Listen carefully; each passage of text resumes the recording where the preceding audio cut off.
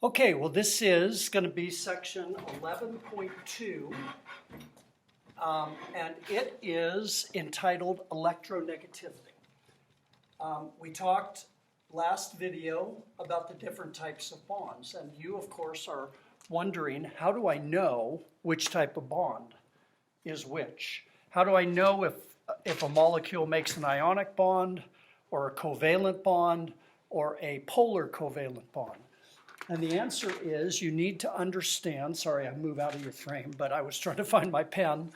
The answer is you need to be able to find something called the electronegativity. So electronegativity is by definition, let me write it down exactly here, the relative ability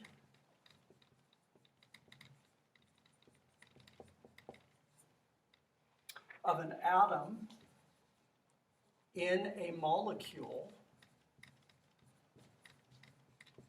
to attract shared electrons.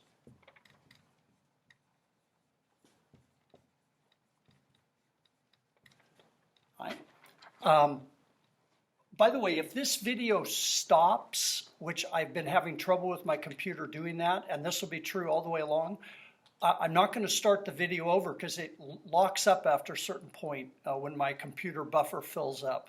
If that happens, I will simply stop it and then do a part 2, picking up right where we left off. Okay, anyways, electronegativity, the relative ability of an atom in a molecule to attract shared electrons. The key word here is relative. Atoms want to share electrons when they form molecules. Some can have a much stronger desire for electrons than others.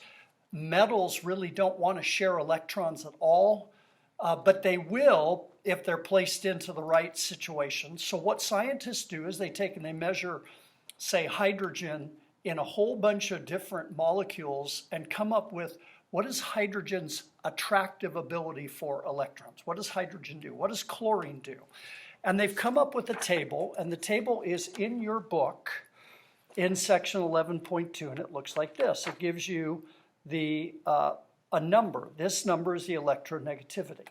The higher that number is, and you'll see that the highest number is over here is fluorine. Fluorine has the most attraction for shared electrons. The lowest number on here, if we look at it, is francium at 0.7 down at the bottom. Francium has the least desire to share electrons. In fact, it wants to get rid of them. If you notice something interesting about the chart, there are no noble gases. Why are there no noble gases?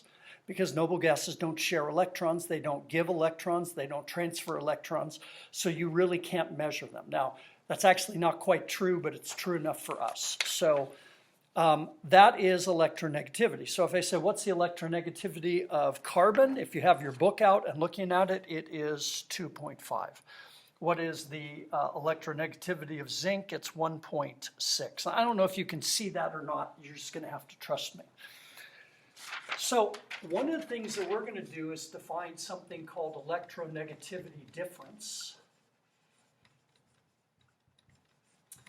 And electronegativity difference, I abbreviate END.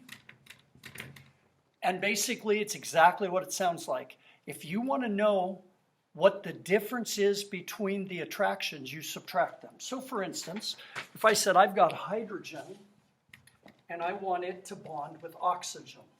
Hydrogen is 2.1, oxygen is, mine says D on the chart, it's 3.5. And it is then a electronegativity difference of 1.4. Okay, is that big? Is that good? Is that bad? What is that? Well, at this point, we don't know, but we'll get to it. All right, let's say that I had chlorine attached to hydrogen. Chlorine is 3.0 and hydrogen is 2.1, and so this would be an electronegativity difference of 0.9. 3 minus 2.1. Notice you always subtract, it's an absolute value, but you always subtract the smaller from the larger. What if I had oxygen to oxygen?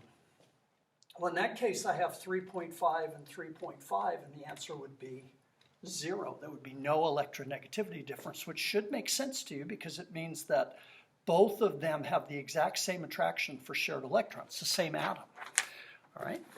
By the way, one thing to mention right here, I guess I'll move this over, is that if you have something like H2O, and I ask what's the electronegativity difference on the bond there, it is not twice 2.1 minus 3.5. This is wrong. A lot of students will make that mistake. The reason it's wrong is that water is actually hydrogen attached to 2, oxygen attached to 2 hydrogens. And there's an electronegativity difference for this bond and electronegativity difference for this one. And they happen to be exactly the same. And so what you actually have here are 2 bonds with electronegativity difference of 1.4. Okay? So how do we apply that? This is so simple, you guys are going to be surprised. But there's a nice little table in your book, and what they do is they give you a way of knowing. This is the electronegativity difference, the bond type. What type of bonds you have will depend on the electronegativity difference. And then covalent character and ionic character.